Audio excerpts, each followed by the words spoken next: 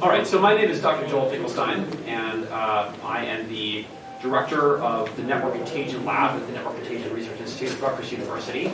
We're at the Center for Critical Intelligence Studies there, where we train the next generation of analysts that often go to three-letter agencies, the FBI, the CIA, etc., in social cyber threat identification and forecasting.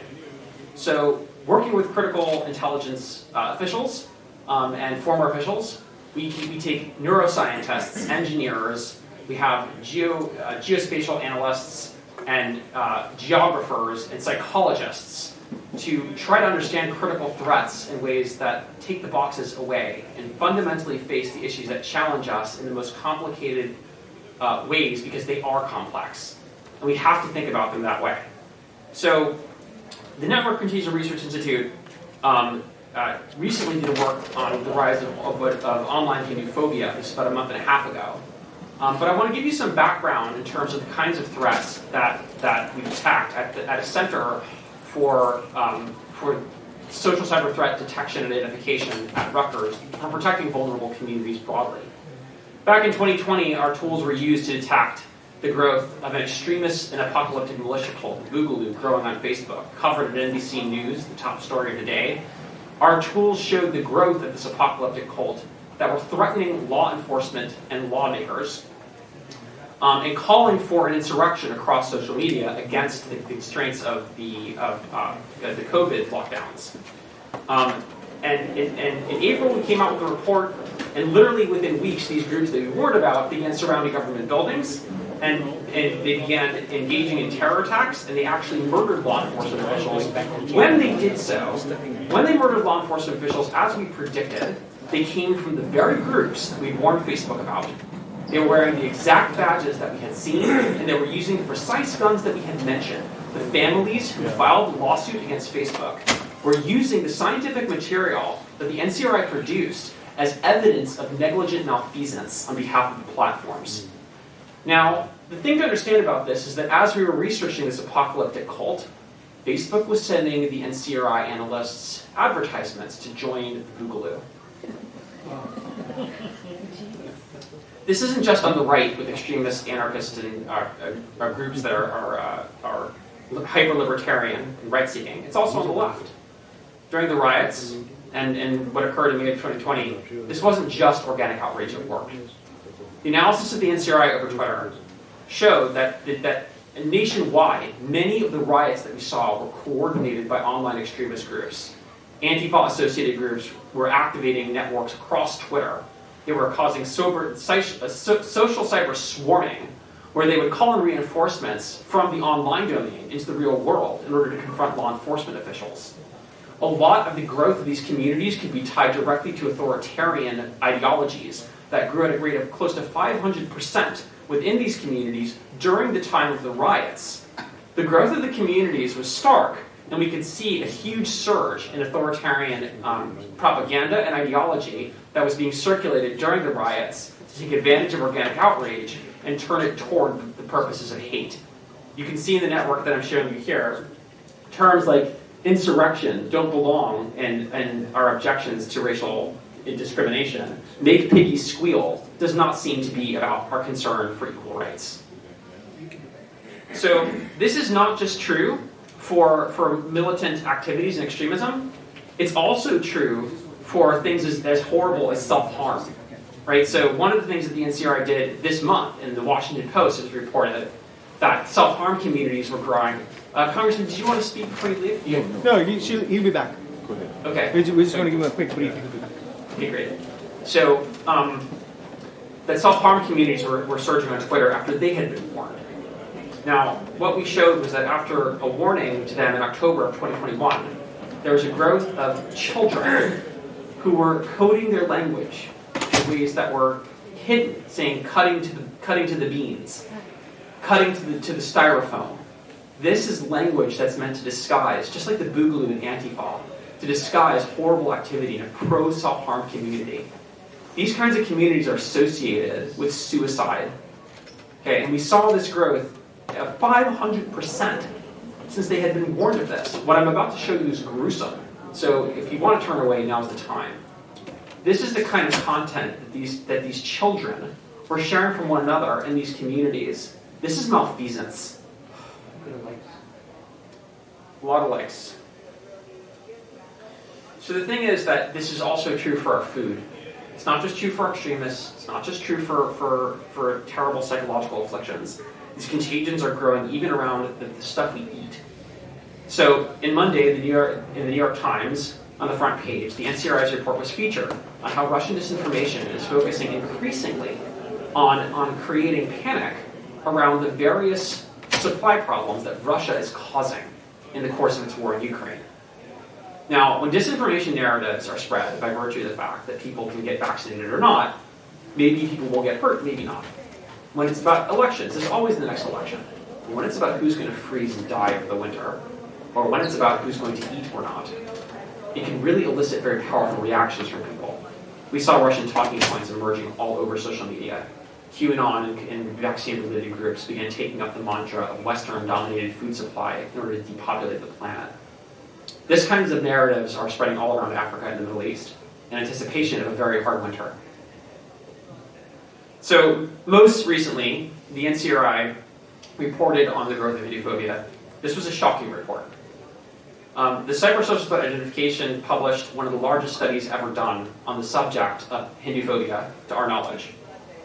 And that work has recently shown up in the BBC, and Newsweek, in the Washington Post, in various places. And the reason that it showed up is because we were right. Okay, so I'm going to show you what that report said. But the fact that we were right is not much of a congratulatory note, right? So how do I share this screen? How do I share my normal screen? I think it's this, right? Here, 7. Got it. Okay, great. So I have to admit that Hinduphobia is one of the most complicated hatreds I've ever studied. Its sources are ancient and modern. And the complexity of the different groups that hate Hindus is now converging online. Hybridization of these different hates from many different sources are actually creating a rich pool of conspiracies and narratives that we see growing in the social cyber domain. And when we see signals like this, it almost inevitably means that activity in the real world will proceed from the signals that we see. This has been reliable in each of the cases where the NCRi has analyzed these kinds of signals from the very beginning.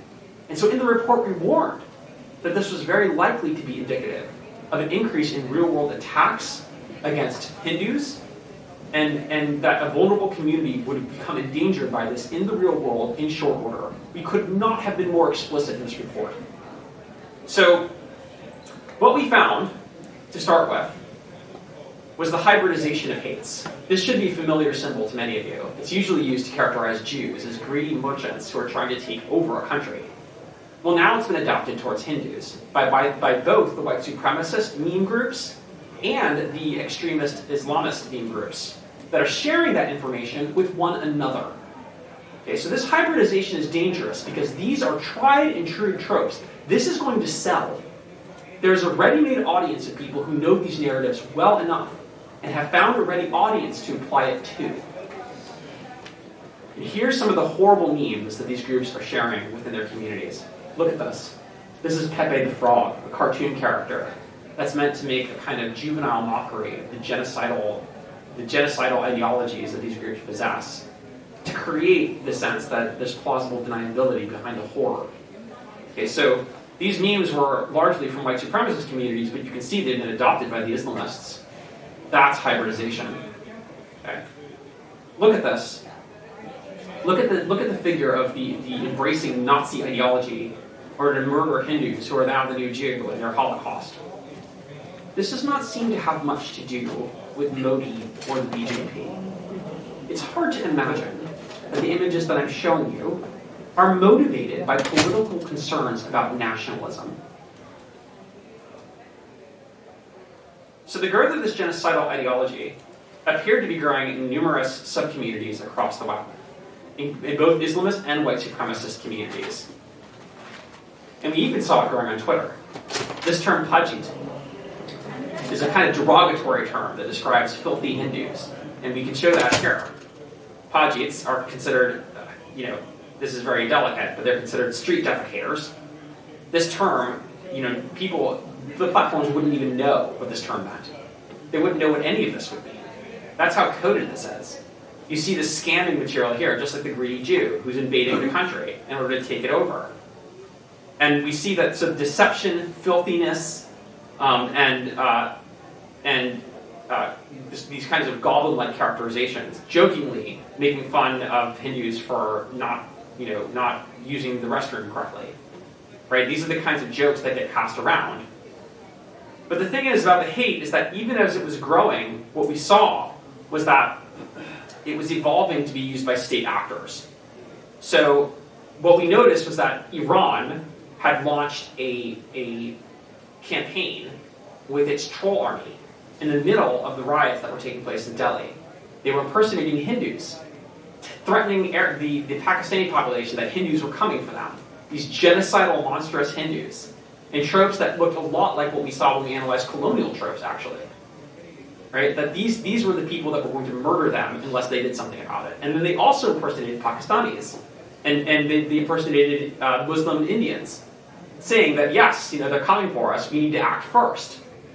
Okay? When a hatred has evolved to the point that it's being used to facilitate a geostrategic agenda, then you have something very potent.